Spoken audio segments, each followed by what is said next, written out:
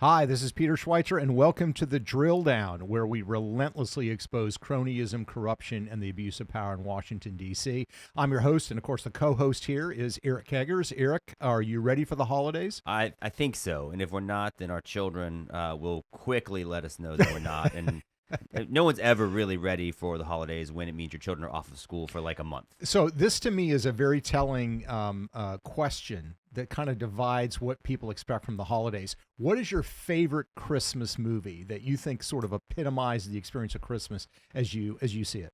That's a great question. To be honest, Peter, I think I'm so focused on family and faith during the holidays that I feel like to sort of like sub out that experience to a film with liberal Hollywood who don't reflect my values, it's just not something I participate in. You couldn't think of the answer, right? Well, I tell you, my favorite is actually maybe not entirely a Christmas movie. It is, though, I think. And it's Planes, Trains, and Automobiles with John Candy and Steve Martin.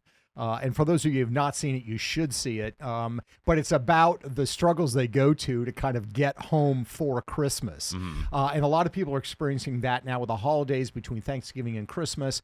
You've got massive problems in trying to get where you're going. And we're going to talk to you today about the fact that cronyism and corruption and the abuse of power may be part of the reason that job is harder for you, because it's not just a question of what you're doing. It's what your government is doing or failing to do to make it easier for you to get there. I like this because as conservatives, we typically like talk about the importance of personal responsibility, and self-reliance.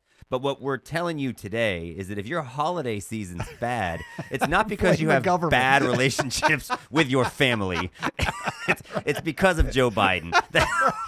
When you're at the Thanksgiving Day table and your uncle's kind of going off, just start thinking about how angry you are at the Department of Transportation. Well, remember back when, and this is not what we're talking about today, but remember when they rolled out Obamacare, they literally had, MSNBC did a whole special about how to talk to your family and your conservative relatives about Obamacare and Obama. It was like a whole thing. No, now when they say this, then you're going to be the guy in the pajamas. It was like, I need health care.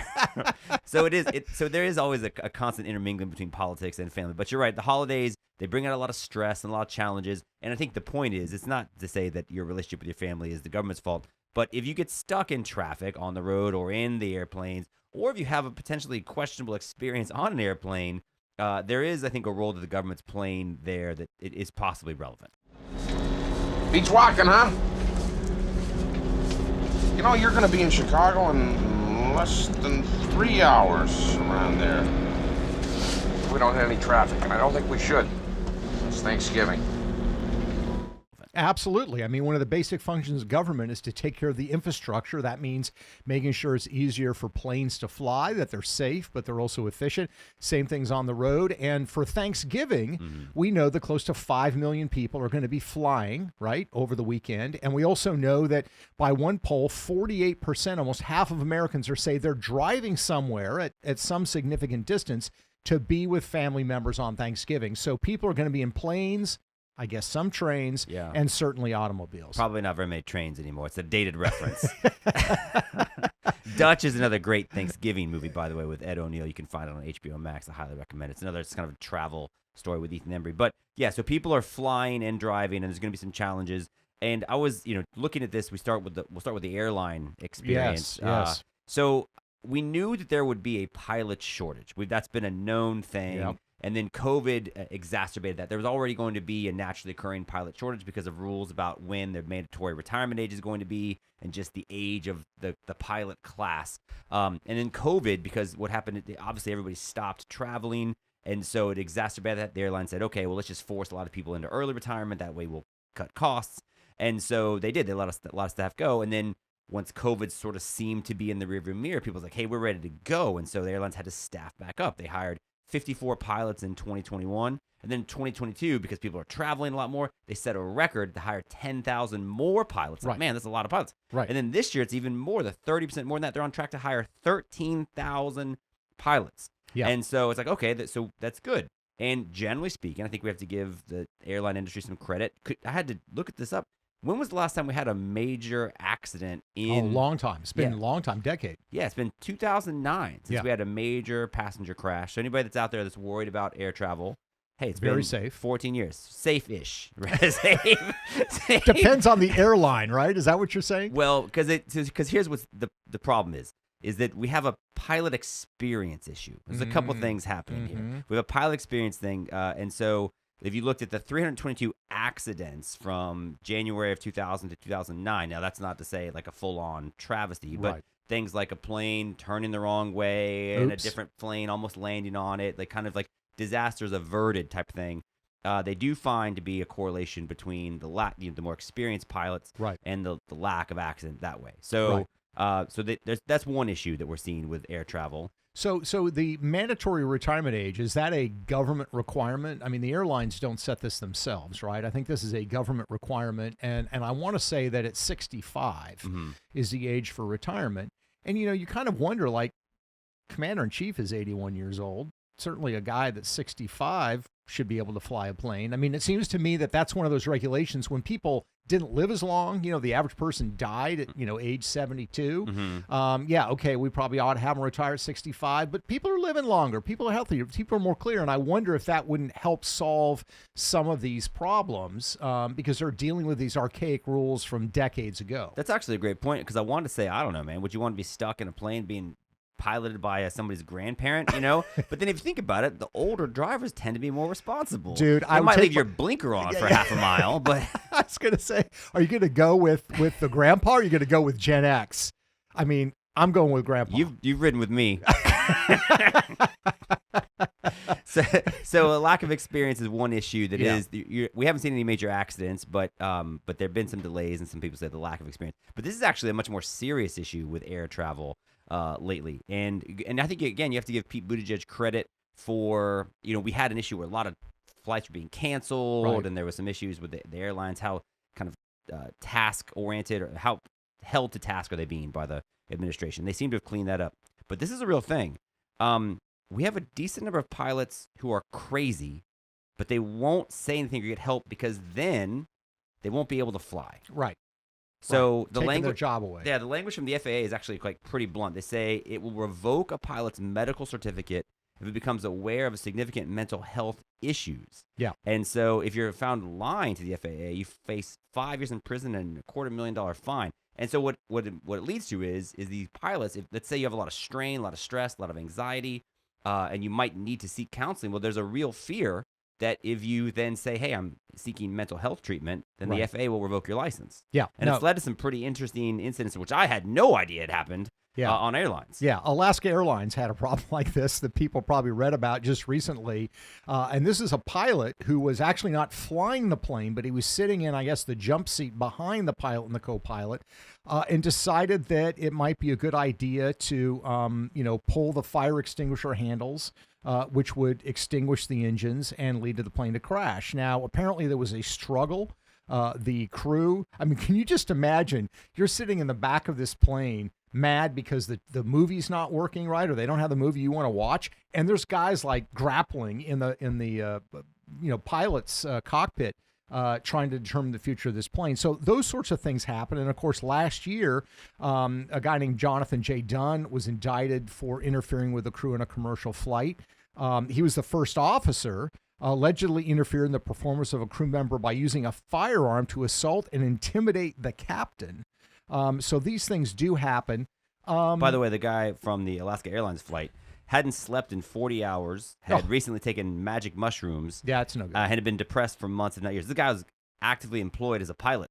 Yeah. And so, but these are some of the things. But again, not a big deal, not as big of a deal. Maybe a bigger deal is, or maybe like if you have some issues on these commercial flights, it's understandable why the person that's in charge of the airlines for the government, Pete Buttigieg, tries not to use them too often. Yeah, and this to me should be a requirement, right? I mean, I generally think if you're going to have somebody serve as the Secretary of Defense, it's probably a good idea if that person has actually served in the military. It's not a requirement. I think if you're Transportation Secretary, you should be required to use the basic transportation that everybody else does. Yeah. In other words, you should drive on the same roads, meaning no motorcades, no blocking the road, no special access like that. And you also should not be jumping on the private jet. Rather than flying commercial. But of course, that's not what Mayor Pete is doing. He has taken some commercial flights. Yeah, with lots of cameras around.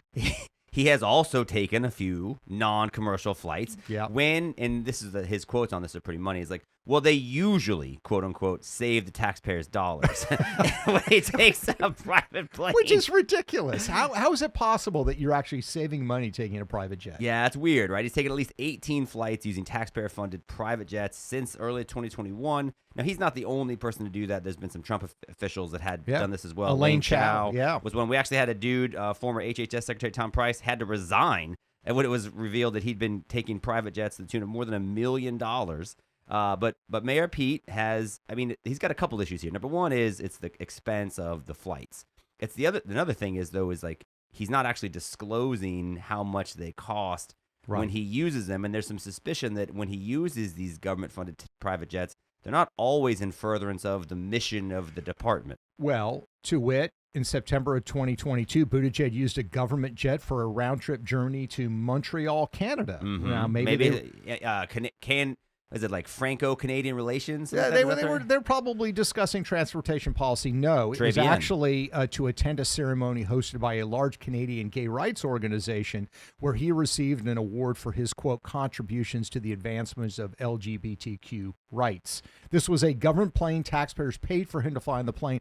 And the larger issue for me here is that Mayor Buttigieg generally says, oh, yeah, the travel infrastructure is good. There are really no problems. There are very few delays. Well, how would he know? Well, how would he know? In his defense, at that Canadian event, that to promote his contribution to the LGBTQ, the T in that event actually stood for transportation, so it was totally legitimate.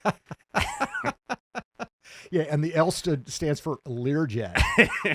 So this is, I think, a big problem when it comes to flying, and that is the disconnect between bureaucrats and the people that are supposed to be running the policy and the experiences that the rest of us are having. I mean, I think we've all had the experience that airline flying is a lot less pleasant than it was 5 or 10 years ago. 20, you see those. You say that because your bias is to be someone that drives, and that's why I think you were so excited to talk about the driving part. Do you really want to suggest that airline travel right now is actually better than it was like 15 years ago? Like the food is better. All I'm saying is people need to know that Peter Schweizer does not matter where he is. Guilty as charged. He will drive from New York rather than take a plane. Not quite. My basic limit is like a 12-hour drive. Mm-hmm. Clear the mind. That's the talking of a crazy person. It's like a Zen-like experience. No, because honestly, I've gone from Washington, D.C. to the home in Florida. It's about a 12-hour drive.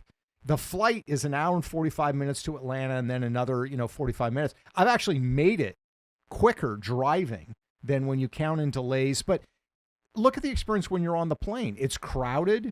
The service is not good.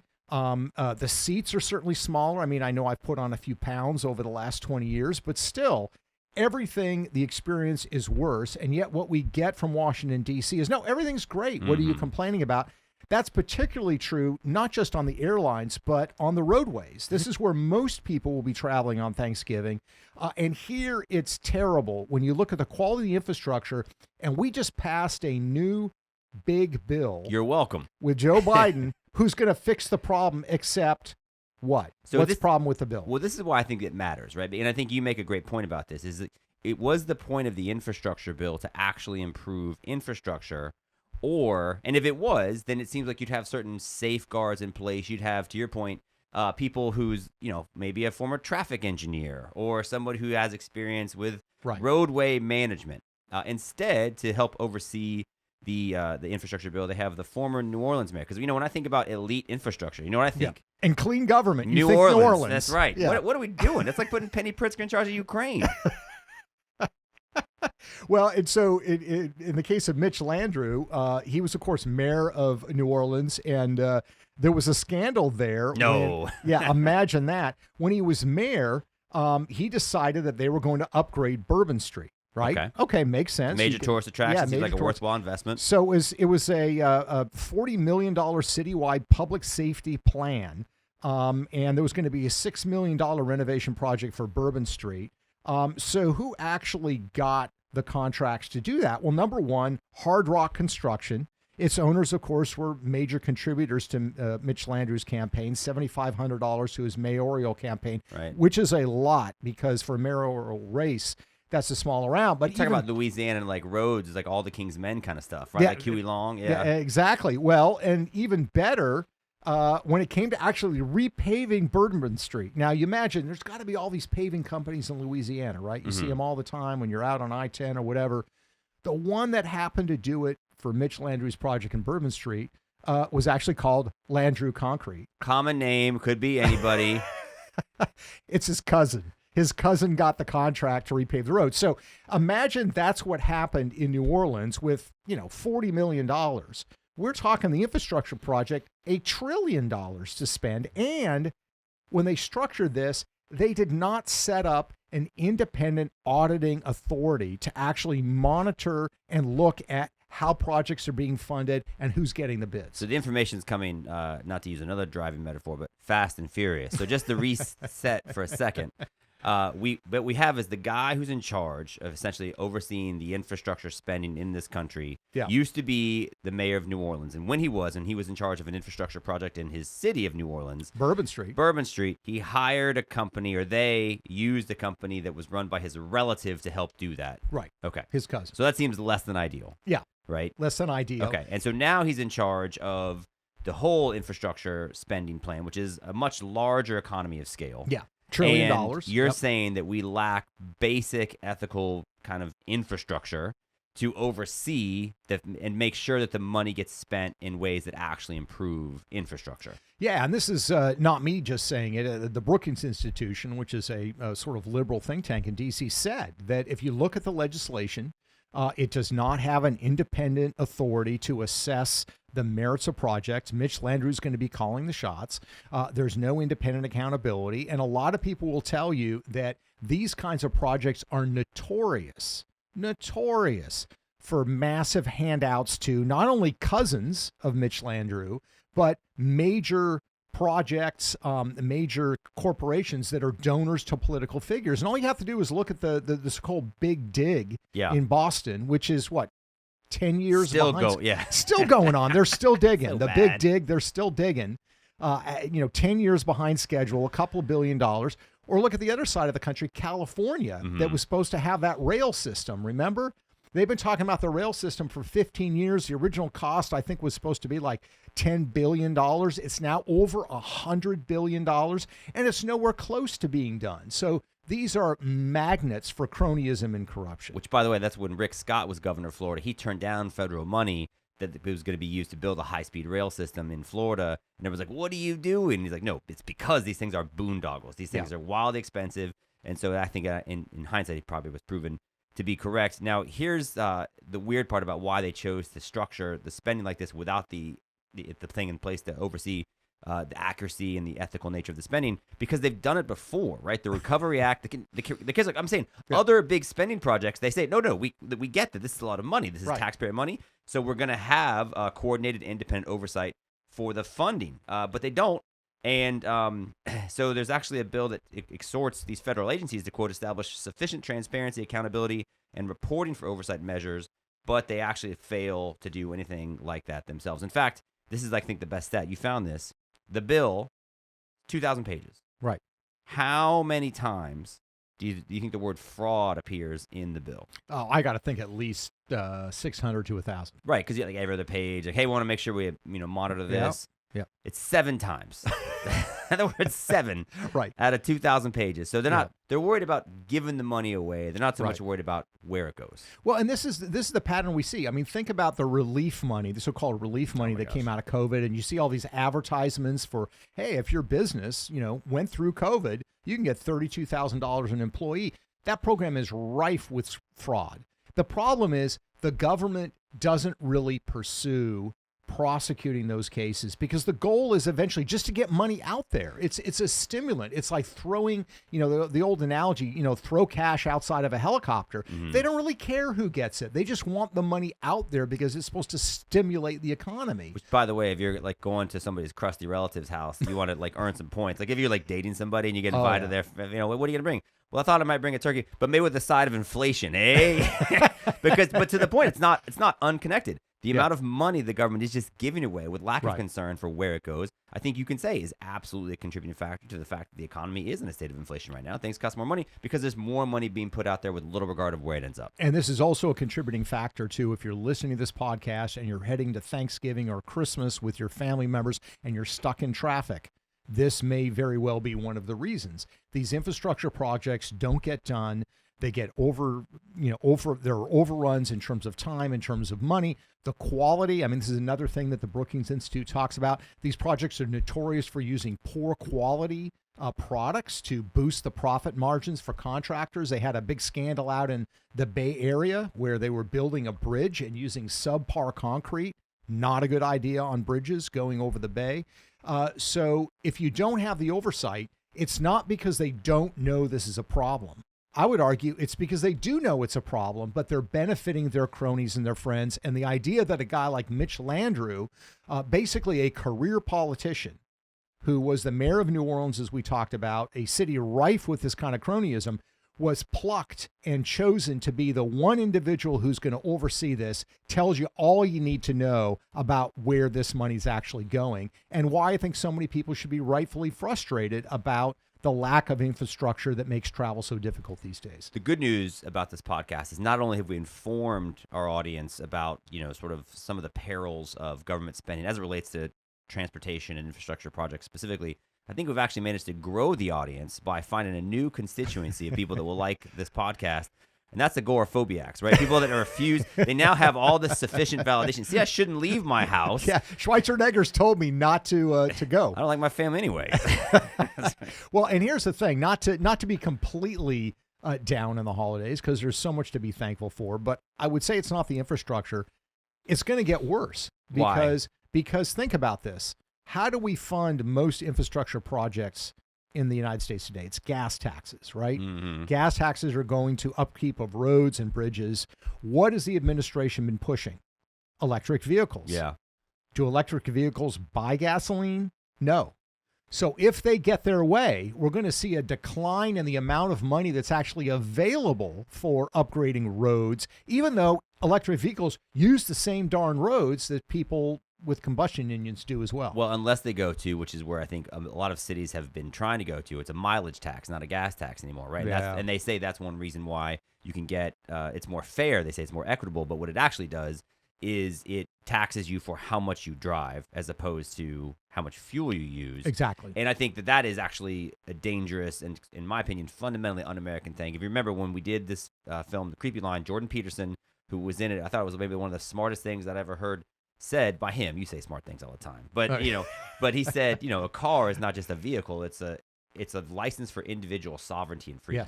Yes. And so I don't think we want to get the government in the business of like tracking and charging us for every mile we drive. Oh, it's a terrible idea. Yeah. I mean, think about the guy. But that's connected to that, right? The push to electric vehicles eventually ends in that. Yeah, and it ends up really hurting independent businesses, because if you're a plumber, if you're an electrician, you're going to be driving all the time to go see different people, and it's going to give a competitive advantage to the larger competitors who can afford to pay that kind of stuff. So it's another example of them screwing us on this.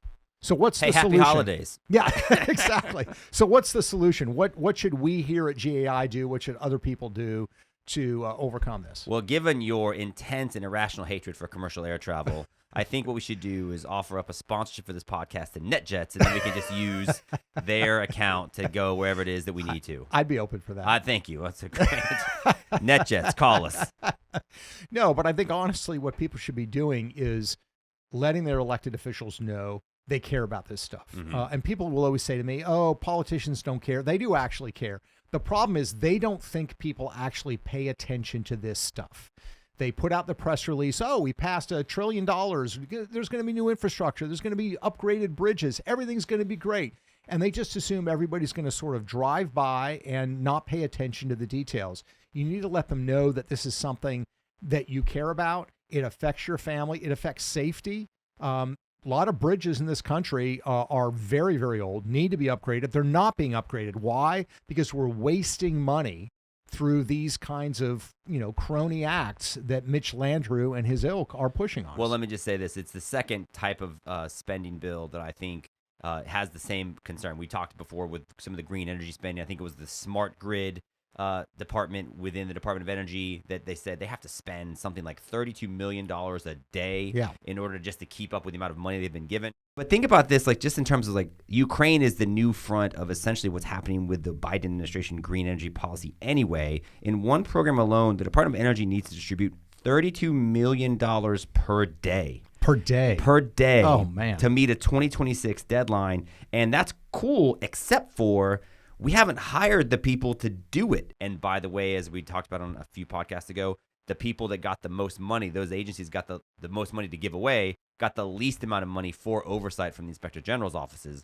And so this is another example of that very troubling trend. And so what I would actually think is it's a great opportunity for aspiring investigative journalists out there, because you're going to see a lot of government spending, a lot of taxpayer money that's probably going to end up in places that shouldn't, because there is no oversight. And that seems intentional now by design. And you would say, well, hey, maybe you would see a lot of reporting on that, except for people think the reporting on the ills of the Biden administration might then lead to the next Trump administration. People can't have that. Yeah. So, And but they it don't is an cover it. opportunity for that type of reporting. It absolutely is. As the humorous P.J. O'Rourke said, trusting the government with your money is like handing a bottle of whiskey and the keys to the car to your teenager. What I like is that when you think you couldn't get a less updated reference than planes, trains, and automobiles, here comes P.J. O'Rourke. Is my age showing? No. We appreciate always that you join us on these podcasts. We know your time is valuable. We hope you have a wonderful Thanksgiving and holiday season. You can find this podcast wherever fine podcasts are located, and you can also find research on our work at thedrilldown.com. Thanks so much for joining us. Until next time. And you have a happy Thanksgiving. Hey, you know it.